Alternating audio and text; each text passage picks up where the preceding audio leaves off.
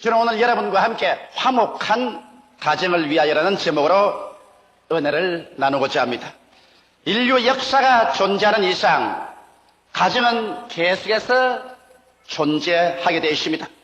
비록 오늘날에 와서 수많은 가정이 파괴되지 않고 존속하는 가정들 중에도 이미 사랑은 식어지고 황막한 사막과 같이 된 가정들이 수없이 많습니다만, 그러함에도 불구하고 가정은 우리들의 생활과 사회의 가장 기초 단위가 되는 것입니다. 건전한 가정이 많은 국가 사회는 흥하고, 불안전하거나 파괴되어가는 가정을 많이 가진 국가와 사회는 약하게 되는 것은 당연한 이치인 것입니다.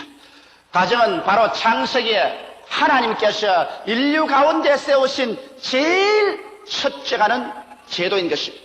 그리고 하나님께서는 저녁 선언할 때면 에덴을 방문하셔서 아담과 하와의 가정을 신방하여 주시고 저들과 함께 대화하신 것이 성경에 기록되어 있습니다. 하나님께서는 우리들의 가정을 귀중히 여기시고 계십니다. 우리들이 화목되고 행복한 가정이 되기 위해서 노력할 때 하나님께서는 기뻐하시고 도와주시는 것입니다.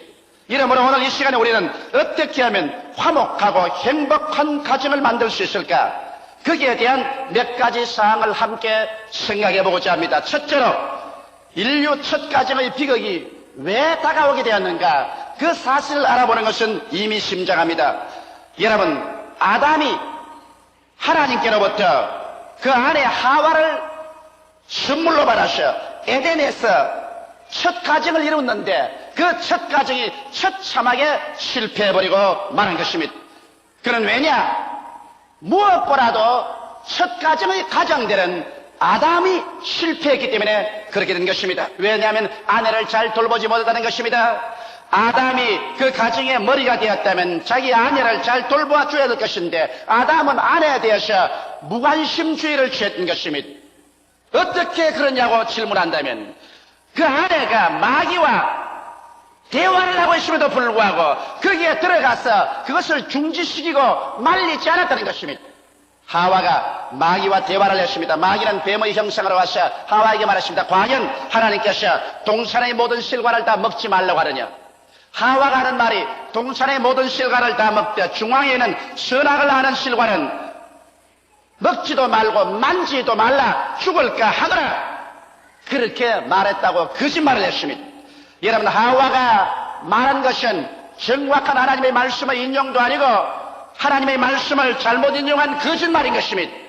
그러함에도 불구하고 이와 같은 마귀와의 거짓된 대화를 하고 있는 그 아내를 아담은 그대로 내버려 두었다는 아내에 대한 무관심, 이것은 대단히 아담에 대해서는 중대한 직책상의 잘못인 것입니다. 그뿐 아니라 아내가 중대한 범죄를 할 때 말리지 않으셨습니다. 그 아내가 손을 내밀어서 그 과실을 따먹는 그 장면에서 아담이 바로 그 옆에 있으면서 아담은 하나님의 말씀을 분명히 알면서도 그는 그 아내의 하는 짓을 말리지 않았었습니다.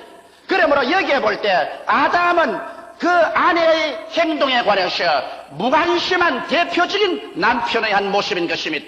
이러므로 오늘 에덴 동산의 실패는 바로 아담의 지도력 상실을 말하는 것입니다. 그뿐 아니라 그는 아내가 시킨 대로 했습니다. 아내가 그 실과를 따먹고 그걸 따서 또 자기에게 줄 때 그는 두말하지 않고 아내의 실과를 따먹었습니다. 하나님의 말씀을 알면도 불구하고 말씀을 거역하기까지 하면서 아내가 주는 실과를 그대로 먹고 같이 하나님을 반역한 죄를 지은 것을 보게 될 때 아담은 전적으로 그 부인에게 꼼짝 못하는 남편의 대표자가 되어버리고 말한 것입니다. 아담은 하나님 중심 생활을 등한히 한 것도 사실입니다. 왜냐하면 말씀의 진리 위에 굳게 서지 않았었습니다. 하나님께서는 아담에게 분명히 말씀하기를 동산의 모든 실과는 다 먹되 선악을 하는 실과는 먹지 마라. 먹는 날에는 너희가 반드시 죽으리라 했는데 이 말씀을 그 아내에게 철저히 교육을 시키지 못한 잘못한 죄가 아담에게 있는 것입니다. 그뿐 아니라 또한 에덴 동산에서 그들이 쫓겨나왔었을 때 하나님께서는 장차 그 아들 예수를 보내시사 십자가의 고난을 통하여 인류를 구출하실 것을 설명하시고 그에 대한 상징으로 가정에서 어린 양을 잡아 피를 흘려 제사를 드리라고 말씀했는데 이것을 철저히 자기 자녀들에게 교육을 했더라면 가인이 나가서 인본주의적인 제단을 짓고 어린 양을 잡아 피를 흘려 제사를 드리지 아니하고 자기가 손으로 수고한 곡식을 가지고 제사를 드리는 인본주의적인 제단을 만들도록 하지는 않았을 것입니다. 그러므로 그는 가정의 머리로서 그 지도력을 발휘하지 않았고 가정의 제사장으로서 하나님을 섬기는 일을 성실히 행하며 그 자녀들에게 가르치지 않았기 때문에 그는 가장으로서 실패하고 아버지로서 실패했습니다. 그 결과로 가정이 풍지박산이었습니다. 맏아들이 둘째 아들을 쳐서 죽이는 비참한 비극을 가져오는 실패한 가정을 갖고 마는 것입니다. 그 결과로 아담이 저지른 이 잘못이 그 대대후손인 오늘 우리에게까지 수많은 슬픔과 절망을 가져오고 있는 것입니다. 그러면 우리는 아담의 본을 받지 않기 위해서 어떻게 해야 할까요? 아담과 같이 비극적인 가정을 이루지 않기 위해서 무슨 대책을 세워야 될까요? 우리는 그 대책을 하나님의 말씀을 쫓아 나가야 될 것입니다. 아담이 하나님 말씀을 쫓아 나갔더라면 그런 슬픔을 당하지 않았을 것입니다. 오늘날도 하나님 말씀에 서서 말씀대로 나아가지 않은 가정마다 슬픔으로 꽉 들어차게 되는 것입니다. 이러므로 둘째로 우리가 알아야 될 것은 올바른 가정을 이루기 위해서 우리는 말씀으로 찾아가야 된다는 것을 마음속에 명심해야 됩니다. 하나님께서 말씀을 통해서는 에베소서 5장 22절로 28절에 행복한 가정을 위해서 반드시 세워야 할 위계 질서가 있는 것을 우리에게 보여주고 있습니다.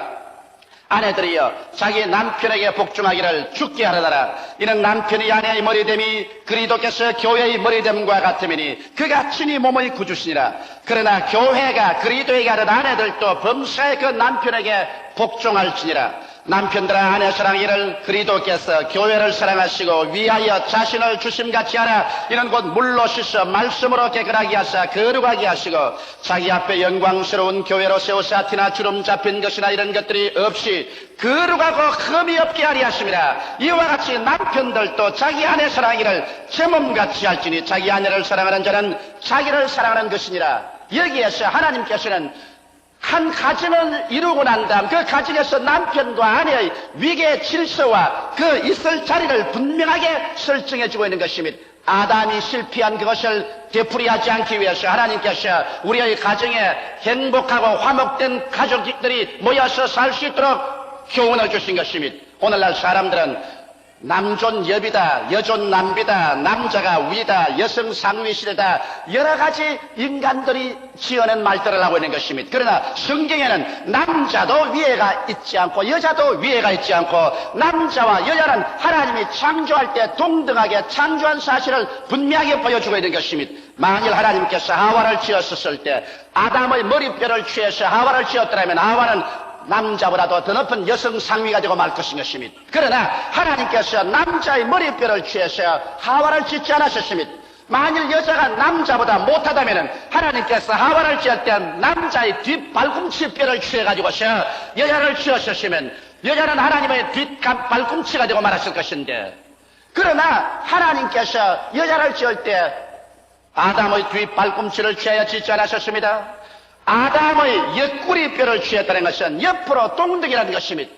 왜 구태여 또 아담의 뼈를 취해야 됐느냐? 이것은 서로 두 사람이 아니라 두 몸이 연합하여 한 몸이라는 것을 보여주는 것이며, 옆구리 뼈를 취했으니까 옆으로 동등하며 심장에 가장 같이 하오니까 두 사람이 뜨거운 사랑과 소망과 신뢰로서 하나가 되라고 해서 그렇게 하신 것입니다.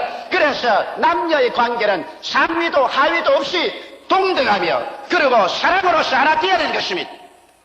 그러나 이와 같이 남자와 여자가 남편과 아내가 되어서 한 집에 살 때는 반드시 그 위계 질서가 있어야 되는 것입니다. 성경에 보면 한 가정에서 머리는 남편이라고 말한 것입니다. 교회의 머리가 예수 그리스도인 것처럼 한 가정의 머리는 남편이니 교회가 예수 그리스도에게 복종하는 것처럼 아내는 남편에게 복종하라고 말한 것입니다.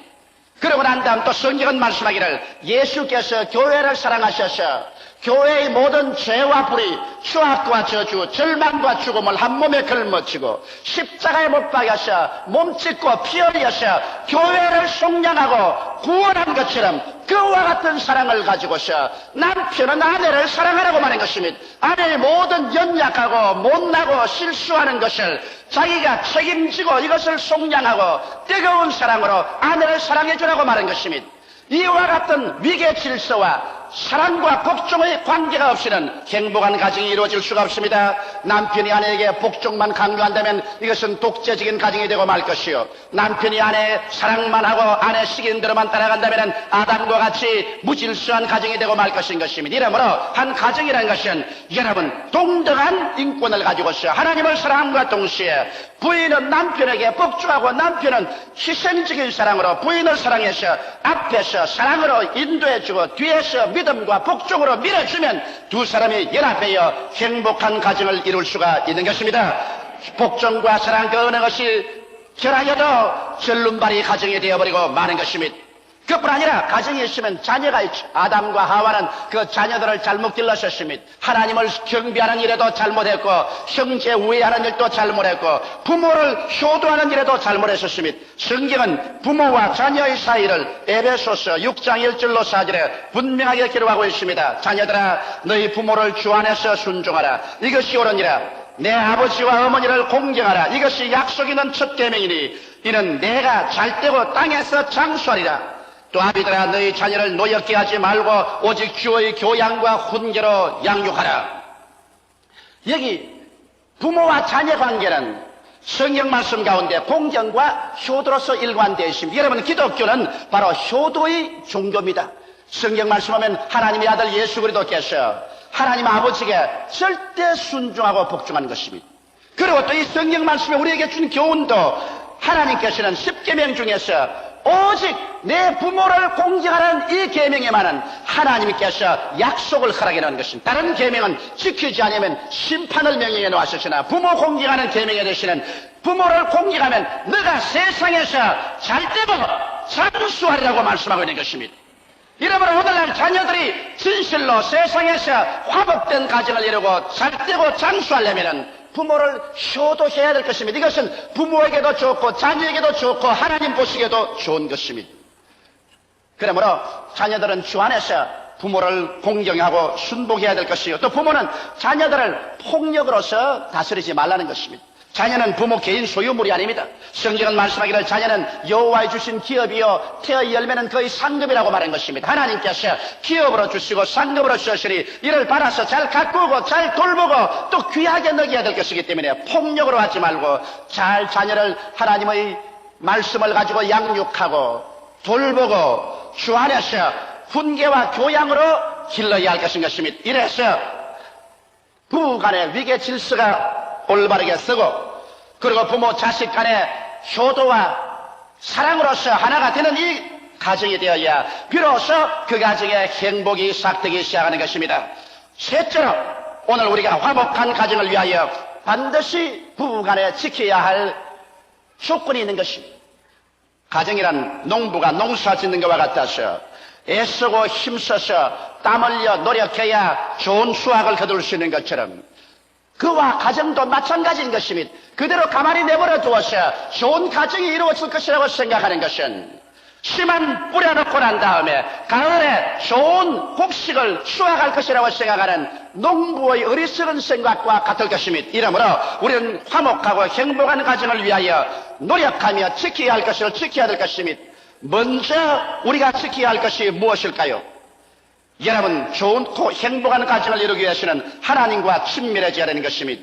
함께 믿고 함께 바라고 함께 사랑하는 생활의 합일점, 여기에서 온 가족 생활이 마음이 하나가 되어야 될 것입니다. 아버지는 하루 종일 직장에서 일하고 또 어머니도 직장 혹은 가정에서 일하고 자녀들은 학교 가고 서로 자기의 맡은 바 직무를 따라서 뿔뿔이 바쁘게 헤어져서 돌아간다 할지라도 온 가족 생활이 한 가지 점에서 마음이 합일점에 도달할 수 있는 것은 하나님 앞에 가정 예배로 함께 모일 때 한 하나님 아버지를 모시고 한 구주 예수를 사랑하고 한 성령으로 충만해서 믿음이 하나요, 소망이 하나요, 사랑이 하나가 되어서 마음의 합일점을 가져야 그 가정이 행복한 가정을 이룰 수가 있는 것입니다.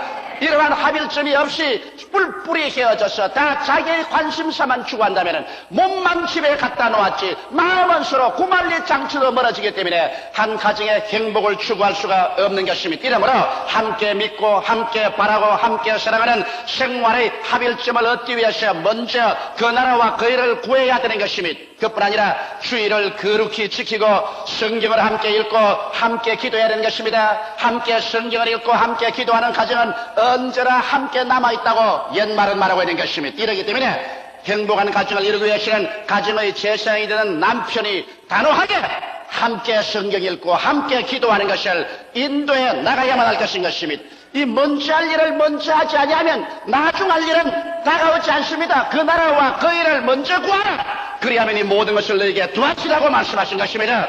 이러기 때문에 우리의 마음속에 하나님이 주신 영원을 사모하는 마음, 하나님을 그리워하는 그 마음의 갈급함, 이것을 먼저 채워 놓아야 우리는 참으로 이 세상에 승리로운 삶을 살 수 있는 것입니다. 둘째 할 일이 있습니다. 그것은 가족 상호 간에 친밀해야 되는 것입니다. 여러분, 가족이 한 지붕 밑에 살고 한 솥대 밥을 먹으면서도 서로 친밀하지 못한 사람이 많습니다. 서로 친밀하기 위해서는 서로 관심을 가져주고 서로를 즐길 줄 알아야 되는 것입니다. 오늘날 가정은 서로 이용만 합니다. 아내는 남편을 이용하고 돈 버는 기계로서 이용하고, 또 남편은 아내를 가정사를 돌봐주는 일꾼으로서 이용만 하고, 자녀는 부모를 이용하고 부모는 자녀를 이용만 한다면 그러한 가정은 아주 냉랭하게 짝이 없는 가정이 되어버리고 말 것인 것입니다. 오늘 어린아이들이 자기 아버지를 어떻게 보느냐고 조사해보니까 아버지는 술 마시는 사람, 회사 가는 사람, 신문 보는 사람으로 규정되는 것입니다. 거기에서 우리를 사랑하고 우리와 대화를 나누는 사람으로 하나도 나와 있지 않습니다. 도대체 어떻게 이렇게 오늘날 아버지가 신문 보는 사람, 술 마시는 사람, 회사 가는 사람으로 전락하고 말하는 것입니까?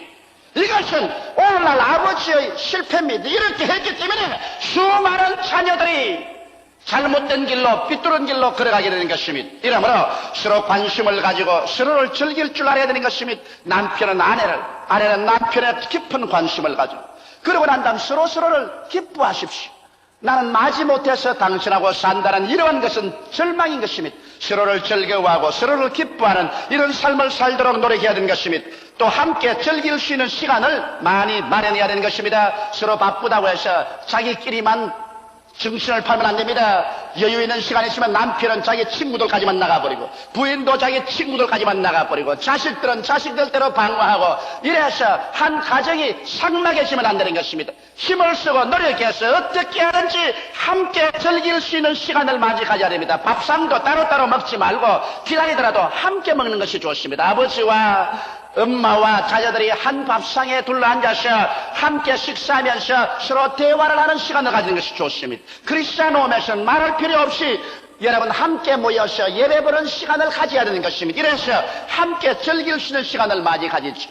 또 함께 나가서 외식도 즐길 수 있는 시간도 가지고, 함께 또 들과 산으로 같이 나갈 수 있는 그런 여유 있는 시간도 힘을 들여서 만들어야 되는 것입니다. 사람은 서로 많이 만나고 서로 많이 대화를 할 때 친밀해지는 것입니다. 그리고 나아가서 이해하고 동정해야 됩니다. 무정하면 독버섯 같이 되는 것입니다. 이러기 때문에 서로 이해하고 서로 어려운 일이 있을 때 깊이 마음에 동정심을 가야 됩니다. 남편에 대해서 아내가 깊이 동정심을 가지고, 아내는 남편에게 대해서, 또 남편은 아내에 대해서 깊은 동정심을 가지고, 부모는 자녀에게, 자녀는 부모에게 서로 동정심을 가지고 짐을 나누어 져야 되는 것입니다. 너는 너고 나는 나다. 너는 죽든지 말든지 내가 상관할 것이 뭐냐, 내만 행복하면 된다는 이기주의적인 이러한 게으른 독버섯까지 되어서 가정을 파괴해버리고 마는 것입니다. 무엇보다도 우리는 성내지 말아야 되는 것입니다. 여러분, 이 세상에 사람이 살다면 성이 안 날 수가 없지요. 그러나 성이 날 때는 사람이 이성을 잃어버리고 말기 때문에 원치 않은 말을 해버립니다. 그 결과로 좋은 관계가 파괴됩니다. 자기 자신도 아주 비열하게 보입니다. 성내고 난 다음에 나중에 기분 좋은 사람은 한 사람도 없습니다. 이러기 때문에 우리가 성내지 말아야 돼. 저는 원래 성을 잘 내는 사람입니다. 그런데 반드시 내만 나쁜 게 아니에요. 가만히 내가 지나온 과거 생활을 돌아보니까 우리 아버지도 성을 잘 내시더라고. 그래서 내가 부전자전으로 성을 잘 내는 것 같아요. 그러나 이것을 아무리 해도 내가 이길 수가 없어. 그냥 조그만 일만 생기면 성이 와락 나는데, 성을 내고 난 다음에는 나중 시간이 지나고 보면 내 자신이 비열하게 보이고, 그 다음에는 내 인격이 땅에 떨어지고, 그리고 그로 말미암아 냉랭한 분위기가 가정에 들어옵니다. 그러나 그 다음에 제가 비결을 발견했었습니다. 성이 안 날 수는 없습니다. 내가 그렇게 되어 먹었는데 성을 안 낼 수가 있나요? 또 성이 안 나오는데 안 내면 또 속이 병이 듭니다. 그래서 내가 결심을 하기를, 성이 내 마음속에 나거들랑 30분을 기다리고 난 다음 말하기로 결심을 했었습니다. 그래서 내가 우리 집 사람하고 나하고 이야기하다가 무슨 일이 생겨서 마음에 화가 활가닥 나면 그때부터 시간 들여다봅니다. 30분 후에 내가 말하리라. 성 날 때는 안 말따라고 가만 앉으십니다. 무슨 말을 하는지 가만 앉고 시계를 봐요. 30분 후에 대답하겠다고 기다리고 있다가 30분 후가 되면 성이 다 날아가 버리고 아무것도 없어요. 그래서 이야, 잘 기다렸다. 아까 내가 말했더라면 참 무척 파괴된 이런 말을 했을 것인데 30분을 기다리고 나니까 나중에 그렇게 성나고 국가받는 것이 아무것도 아니에요. 최근에도 내가 그런 일이 있었습니다. 최근에도 교회 일 몇 가지 우리 이야기하다가 우리 집 사람하고 서로 마음이 상당히 틀렸습니다. 그 우리 집 사람이 하는 말이, 남자들은 항상 그렇게 생각한다 그래요. 그 말에 속이 어찌 상하는지 입에서 말이 나오려고 하는 거를 30분. 그리고 앉아서 가만히 30분을 기다렸습니다. 30분을 기다리고 난 다음에 성이 다 사라지고 보니까 남자들은 항상 그렇게 생각한다. 그 말이 뭐가 그렇게 나쁘노?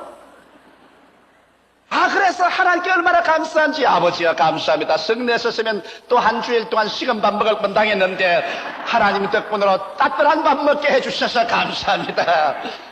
성내지 말아야 돼요. 친한 사이일수록 성내고 나면은 그 결과가 가져오는 파괴라는 것은 감당할 수 없는 손실을 가져오는 것입니다.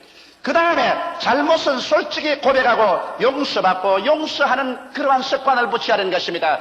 내가 분명히 잘못했음에도 불구하고 내가 가장인데 내가 무엇 때문에 고백하겠는가, 이런 말 하지 말아야 돼요. 잘못은 서로 솔직히 고백하고 용서하고 자기만 옳다고 고집할 때 교제는 깨어져 버리고 마는 것입니다. 또 나아가서 자기 가정보다 어려운 환경에 처해 있는 분들을 온 가족이 합심해서 이웃을 도와주게 될 때 우리 가정에 대한 긍지가 생기고 고마움이 생기라는 것입니다. 이러므로 나만 잘 쓸 것이 아니라 이웃에 나보다 못 사는 가정을 도와주는 여러분 되시기를 주의 이름으로 축원합니다.